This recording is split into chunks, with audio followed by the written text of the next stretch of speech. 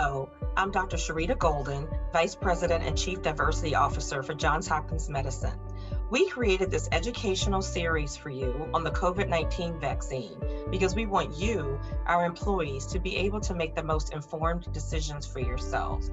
We have gathered experts across our organization to contribute to this video series, and we welcome you to watch either the entire series or just those components that are most relevant to you. Thank you.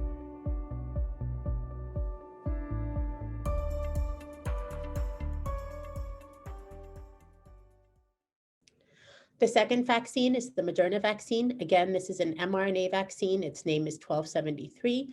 This is also a modified mRNA that encodes the SARS-CoV-2 spike protein. This vaccine is also given 2 doses 4 weeks apart and is also lipid nanoparticle encapsulated.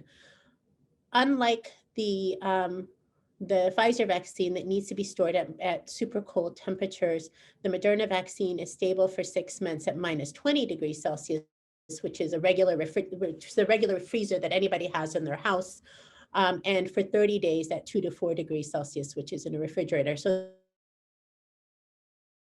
this once it is authorized, just because it doesn't have the same freezing requirements. We don't have the safety data from the phase 3 study that hasn't been made public yet. So this is the safety data just from the phase 1 study. They divided it into younger adults and older adults. And in the younger adults, the most common local adverse events are also pain at the injection site, and the most common systemic side effects are headache, fatigue, and chills. And in the older adults, they had the same adverse events, but there's more fatigue and headache than chills in those in that population. As we saw with the Pfizer vaccine, the side effects tend to be more after the second dose. Again, it's because the immune system is responding, has seen the vaccine once before, and is now responding more robustly to the second dose. And so you get more more side effects after the second dose, but there are fewer side effects in people over the age of 55, than in those who are younger. Moderna has also filed for an emergency use authorization. They filed on November 30th, and this is their data. So 25% of the people in the vaccine trial were 65 years and older, 20% were Latinx, and 10% African American.